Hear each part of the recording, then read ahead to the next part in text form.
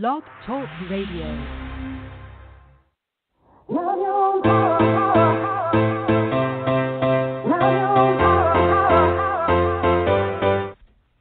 Chatting with Nat is a podcast for independent women seeking to speak their truth and to break down barriers.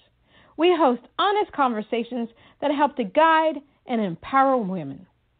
Speak your truth and set yourself free. Let your voice be heard. Hey,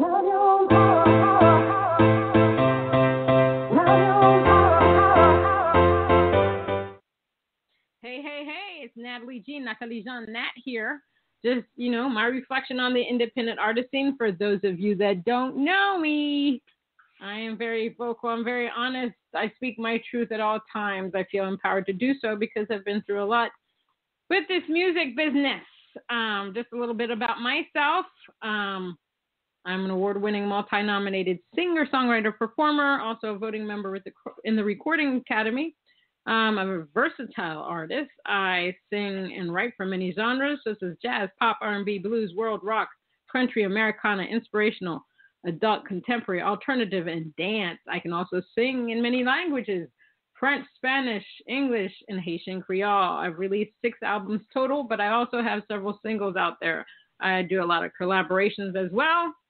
And so I've been doing music for about, since I think 2011. I started out by writing spiritual poetry based on the experiences that I was having at the time. And so one day my parents were like, well, why don't you turn these songs into a demo? So I took, I took 2 or 3 of my songs and a couple of my father's songs. I actually did a 3-song demo. And I put it out there, the internet world. And then I decided not to do anything for a couple of years more after that. And then I did it again. I sent it throughout the internet world and Tape Music Group, now the defunct Tape Music Group, bankrupt Tape Music Group, decided to pick it up. We created an album. They didn't do what they were supposed to do. I left them, and then I started my whole journey there. And it's been a wild and crazy ride. The independent artist scene is really crazy. It's a crazy one, and it's a scary one, and it can be a fun one. And so the way that it's crazy is that when you start putting your music out there on the internet and such, so many people will gravitate to you. And it's, 50% is the bad people and 50% is the good people.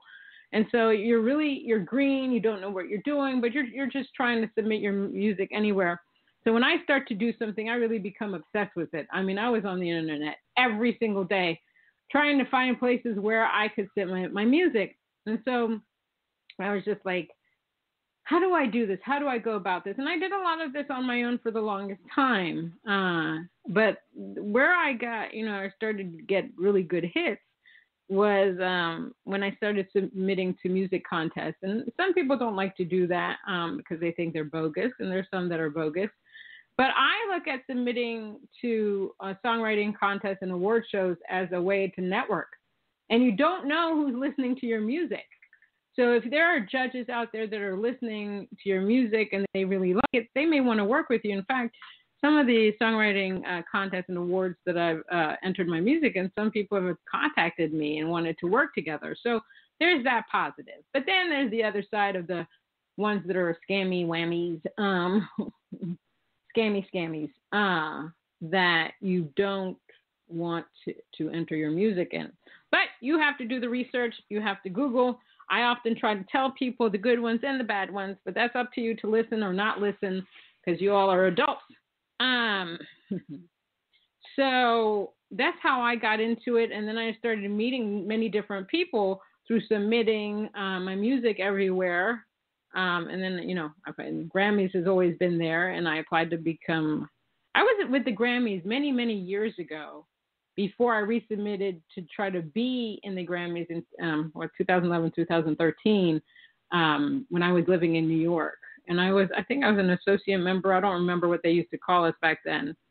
And then when I decided to get into the music world again, I decided to try to become a member. And I was an associate, what they call professional member now.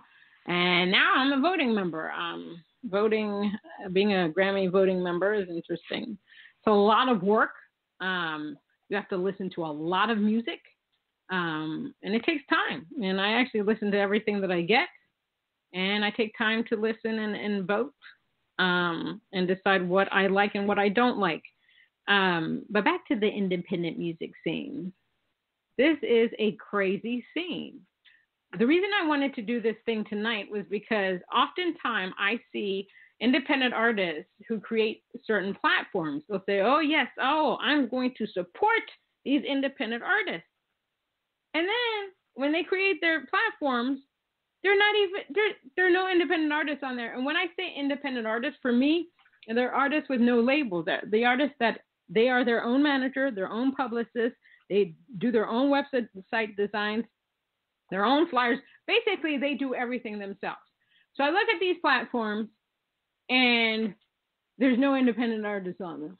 They're always going after the people that are in a better situation in their music career. And that just irritates the hell out of me. It doesn't make any sense. It's like, why are you saying, oh, you support independent artists, but you don't? And some of the ones that I'm talking about are new and up and coming. There's one specifically this past year. They said, oh, they had a playlist, but there were no independent artists on there. I sent them my music. I don't even know what happened with that. But sometimes people seem to think that if you say you're indie or independent, it's like this dirty word, and it's not. It's okay to be independent. I love being independent. I do the music the way I want, when I want, how I want, and nobody's going to tell me how to do it. You're not going to tell a person that paints, that creates another form of art, that, oh, their splash of orange wasn't the right orange, or their splash of blue wasn't the right blue. I think we all have a place in the music world, and if somebody doesn't like your music, somebody else will like your music, because we all know that music is subjective. Music is extremely subjective. I've had people that say, oh, you could have done this, that in your music. And I say, thank you, but I put out the music the way that I want. It's not that I won't accept criticism. I do accept the criticism, but I know how I feel about my music. I don't put anything out that I haven't loved, ruminated all over it, and done some voodoo over it and said, okay, this is the one that it is. I put everything that I want out there. Everything. There's nothing that I've put out that I haven't wanted. And, for example, my song Monage, My Angel, somebody said, well, I would have put more piano in it. I said, but then you missed the point of the song. The song is not always about the instrumental part or the composition. That part is important. But the song, Monage, is more about the lyrics. And I said, I put it exactly the way it's supposed to be. And the guy was fine. He said, okay, once I gave him my explanation. People have to remember, music is subjective. Not everyone's going to love your music. Not every reviewer is going to love your music. Last year, I had submitted to Music Connection a million times. And then I did, where do we go from here? Finally, they selected the 3 songs that I submitted, and they put me in their magazine. I was really proud of that. And that's the Social Impact Message album. It was something different that I decided to do. Now, I've branded myself as this artist that wants to focus on social impact, wants to focus on the world issues and storytelling, because I just love the storytelling aspect of things. Here's another pet peeve. You're an independent artist. You're trying to be seen in certain genres. Let's talk about the country music scene. So now, we have all this guffaw, or we have all this stuff going on in the country music scene where they think, not a lot of black people are in it. Obviously, they're not.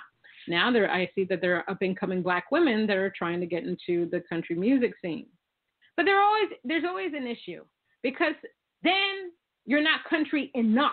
Because I know certain groups, they'll interview the people that are, gritty country. But if you're verging on Americana country, they still don't take notice of you. Why is that? I don't understand that. I will never understand that. But it's their platform. They can do what they want. But don't try to be so inclusive in the country music when you yourself, your platform is not inclusive of people that are doing country, because Americana is part of the country music scene. So people need to remember that. Now, let's get back to these indie platforms that only seem to want the higher ups in their scene. I know particular ones where they're the ones that get asked to perform all the time. It's the same people being asked to perform. So why bother? Why bother putting something in to perform? I'm not anymore. I'm done with that mess because I just see everything that's going on around me. The other thing is, when you're entering these award shows, Josie Music Awards is one of the best out there. It's the largest, it is the largest independent music award show out there. Don't be confused with anything else that touts themselves as the largest independent music award show. Josie and Tina, Vito, Matt, they do it well. And they're very organized, and they truly do care about the indie artists. I'm not saying this because I've won several awards. I've attended all of the award shows, and I see what they do, and I know that they work hard, and they spend a lot of money on it, their own money doing that. They really are invested in the independent artists. But then there's these other shows. People really have to understand certain things. It's not always about awards. It's about your body of work that you put out there. You know, I see people entering awards that just started, that have no validity, and they put themselves in it, and then nothing's really going to come out about with these awards. But they put themselves in there, and I've already spoken to these people, but they keep doing the same thing, so I don't say anything anymore. Please do your due diligence. Do your research. Find out about these pop-up awards. I can tell you for my own experience right now, I entered the WAM Awards, WAM. I know Brian, who does the WAM Award. I've worked with him, so I know he's legit. And that's another good one to invest your time in. It's just good. And then, you know what kills me? Let's go back to this other thing where these independent artists use their platforms saying they're indie, but then they don't invite any indie artists to speak. I know several people that have podcasts that, you know, I looked at their podcast and I'm like, oh my God, this person is an independent artist, but he has no, or she has no indie artists on it. It's all famous people. Famous as people that have won Grammys or really doing something with their lives. Independent artists are always doing something with their lives. We spend 80 hours plus. We spend 24 hours a day working on music so that we can be seen and heard out there. Now we're competing against the mainstream artists, which is hard because they have deep pockets. But we have to fight a little bit harder. No, we have to fight a lot harder to be seen and heard. You know, I was having a discussion with somebody about this whole independent artist versus mainstream artist. One day, you know, Lizzo came out. She came out with that one song. Then when I would go into the car in the morning, the song would be playing. Go in the car in the afternoon, the same song would be playing. In the evening, the same song would be playing. To the point that they were playing it so much, I couldn't listen to one Lizzo song. Until this day, I can't. Because they played it too much. I blame media, radio, for the fact that we're continuously having to listen to the same artist over and over and over and over again. It's always going to be Taylor Swift. It's always going to be Beyonce, Jay-Z, whoever. These are the same. These are the only artists they will ever want you to know throughout your entire life. And so what I'm saying is that independent artists need to start fighting back to be heard and seen. I wish that we could do a challenge to radio stations and say, pick 3 independent artists, indie artists. These people are the ones that are doing it themselves. Pick 3 that you've never heard of. Research them. Play them on the air for 10 minutes, 20 minutes. Give them that chance. Things cannot always be pay to play. And I understand radio stations have to make money, labels have to make money, executives have to make money, but there comes a point where people are going to get tired of listening to the same things over and over and over and over again. There's so many things that we have to do right now as independent artists. While I love TikTok because I look at the TikTok videos and those things are funny. I have my friend Rory Gardner who has hundreds of TikTok videos that are very funny. But what I noticed, and I talked to Valerie Prasad about this, was that, we're always doing other people's music. We are never doing our own. Natalie does her own. The only time I did Nikki Chris's one of her songs, and I did some other videos with my cats in there and did Funny. That's when but I actually use my own music for my cats as well. One time I think I used somebody else's music. We are always trying to push other people's music. And that's fine to be supportive. But why not let's start being supportive of the indie artists out there that are truly trying to do something with their lives, trying to get their music heard. And there is so many amazing artists. I hear them every single day. Nikki and I started Sisters in Music, and people were submitting music to us, and it's just amazing. I actually have a playlist on SoundPlate for female empowerment, and there's so many wonderful artists that I hear, or I have a country pop playlist. So many, some of these songs are they're outstanding. But they're not getting the play that they should get because why? They're independent. And people seem to want to think that being an indie is an ugly word. I think there's a lot of power in indie. And I believe that currently we're seeing an uptick in the whole indie independent trend because my friend Kit shared something where UMG is going to start an independent label. And then I know that AWOL, who I'm with, who was with Cobalt, they just signed with Sony, and they're going to have an independent division. So somehow, some way, they're starting to see the value in independence. But I would love to be able to see what they're going to offer independents because I know that I'm not giving up any rights to my music. My music is my music. I spent a lot of money that I didn't have to be able to create 6 albums, do several singles, collaborate, and all that stuff. So it'll be interesting. But I think slowly but surely we're starting to be seen in this world by the fact that these major labels are starting to say, yes, the independent artists, they're clamoring, they want to be heard. Let's allow them to be heard. But what are they going to take away from you? How much are they going to take away from you to say, okay, we'll sign you? So people really need to think about how much you're willing to give up to be seen and heard. There's so many different platforms that we can be on to be seen and heard. You can do the real thing. I talked about TikTok. You got to be on social media, Twitter, Facebook, Instagram, all that junk. And there's so many more social media platforms, YouTube. You have to be on it every day. That's the sad part. You got to be on all these platforms every day. I've learned that through the Sisters in Music. I knew that before, but I've had to do so much more work with it. And it takes time and devotion. 24 hours is what we do. We don't have that back of that publicist, Well, I work with B Squared Management, but I still do, my own thing. I still do a lot of the work. B Squared Management is fantastic. People need to go and contact them and see about them if they have the money to do so. Do it. But for those of us that are sitting here and we're doing everything on our own, we need to push these organizations to heard. GRAMMYS. They keep talking about they do stuff for independence. I'm still waiting.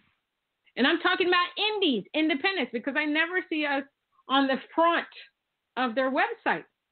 On the front of their website. That would be the beginning for me. Interview somebody that you've never heard of, put them on the front of the website. What is that going to do? One person from the GRAMMYs told me, I said, why can't they just get independents to perform at the daytime show? The person said to me, why would you think anybody would want to pay to see that? That's the problem. That's the attitude. Yes, I would love to see an independent artist. I would pay for that rather than paying for Beyonce. I would pay for that rather than paying for Justin Timberlake. You know why? Because it would be something different, and it would be a step forward, and it would be embracing the independent artist. This is what's important for us. This is why it's important for us to stand firm and fight to be seen, because if we don't, we're always going to be in the background. We're always going to be in the background. The other thing with independence, be true to yourself. Don't try to say, well, I'm going to get into the music business, and then you turn out to sound like somebody else. Be yourself. Don't change yourself because you think that's going to be the chart-topping thing. You have to think about what you want as an artist. If you're the artist that wants to be a chart topper and just sing anything, then do that. That's your goal, then you do that. You work hard at doing that. But if you're not that artist, you want to be an effective player like me, you want your music to make a difference, you want to be part of the social scene in the sense of bringing out messages to the world, not trying to change people's mind, but, having people place themselves in other people's shoes, then do that. Do it. It's important. It's important to define yourself, brand yourself. Figure out who you are as an artist. I know when I listen to music, I really listen to lyrics more and more because that expresses to me how the person writes, who they are, what they're feeling, what their experiences have been. And then you have people that are lyricists like Michael Peloso. He writes from his own personal experience, and then he finds people to sing his music that he knows will bring out the emotions that he gets when he's writing those lyrics. But the main thing I wanted to bring out here is that people need to start doing their research on things.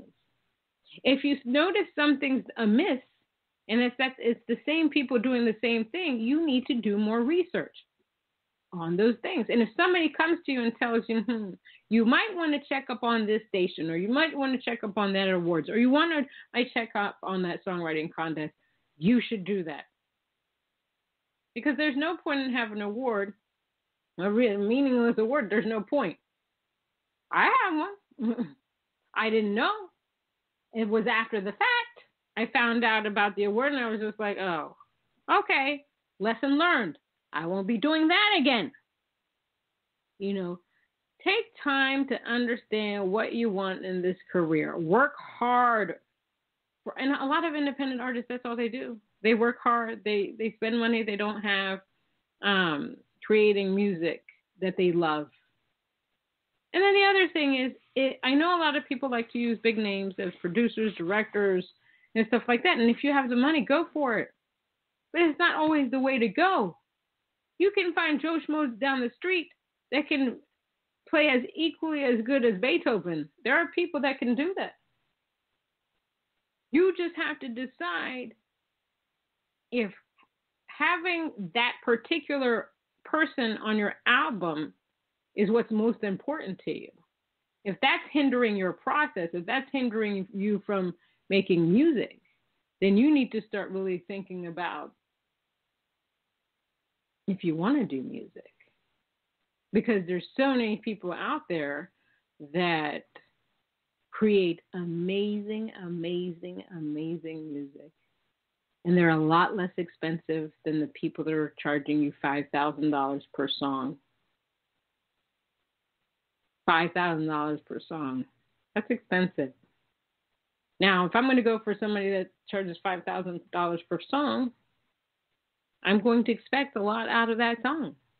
I'm going to expect to win awards. I'm going to expect that chart in number one on Billboard. That's a lot of money. And I'm not saying those people are not worth that $5,000. But decide to invest your money in the right place. Take your time to figure out who you are as an artist. Bogus things. Do your research first. Be smart about this. Because this music industry is tough. You'll have friends in your lives. You won't have friends in your lives. Some people just use you when it's Grammy time. You'll get a lot of friend requests around Grammy time. I'd just rather not get those. I'd rather just send me your music. You don't have to friend me. It's not really necessary. That's another thing that bugs me. And the thing is, if you're an independent artist and you're trying to send me your music and you want me to listen, please don't just throw your music in my message box because that really pisses me off. I think it's rude. I think people need to start saying, hello, how are you? Because if you don't do that, I'm not listening to Jack. I'm just not. I'll give you the same respect you just gave me. Whenever, even in my work life, I'm always, no matter who it is, I said, hope all is well with you. high. Because you know what? The bottom line is people sometimes need people to know that people care. And that throwing in the message thing is so annoying to me, I can't even begin to express how that annoys me to death. Annoys me. The one thing that I've learned in this past year with the pandemic and everything else that happened, I've learned who my true friends are, and I've learned who my true friends are not. I've learned who are the supportive ones and who are not supportive. I learned about who are always in competition with you when you're not even in competition with them. Not because they're not on the same playing field with you, just because you don't have time for that BS. I'm in competition with no one. You know, I do music because it is my saving grace. I'm in competition with no one. But I will not be abused by people one day switching on their light and the next moment switching it off and switching it back on and switching it off. I don't do that because that is abusive. The people that are currently in my lives are people that have been supportive, and I'm supportive of them. When I'm on Facebook, the first thing I do is say happy birthday to people that come on my list. If I see anybody's won something or even found a parking space or got married or whatever, I'm always one of the first ones to say congratulations. Why? Because I want that person to have a good day. I want to show somebody else that I'm happy that they're having success. Because when somebody else has success, that means you're going to have success. But I've always been like that. That's the way that I've been raised. I've been raised to be caring and respectful and compassionate. I've not been raised to be a dummy. Because if somebody does something to me, they will have my wrath in a compassionate, loving way. And if they can't understand the compassionate, loving way, then they'll get the other way. That's just how that works. I don't like people that lie. And in this industry, there's so many people that lie. There's so many people that, they're in it for themselves. But on the flip side, I've had to say I've met some wonderful, awesome people that are so giving and so loving. And so that's my reflection on the independent art scene. You know, my basic thing is to do some research. And if you're going to start a platform for independent artists, make sure you have independent artists on there. Make sure that you're not always having the big people come and perform at your shows because you think that's how you're going to get more people on there. Because that's not the way to go. And if you're not going to have independent artists, you can be something else. You can be something else. You can do something else. There's nothing wrong with indie. There's nothing wrong with being independent. There's nothing wrong with being mainstream. Mainstream, they all get, they have to share their stuff. Independent, you do what you want with your stuff. Those are the main differences. So, the bottom line is do your research, do your research, do your research, do your research, do your research. That's the bottom line. Do your research, be more supportive and compassionate.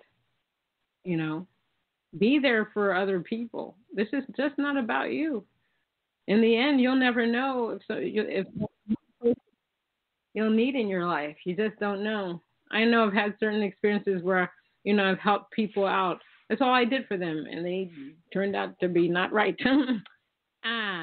They just turned their back, and that's okay. That's a lesson that I have learned. That's a lesson that I've learned. So this is Natalie Jean, and that was my reflection on the independent art scene. Until next time.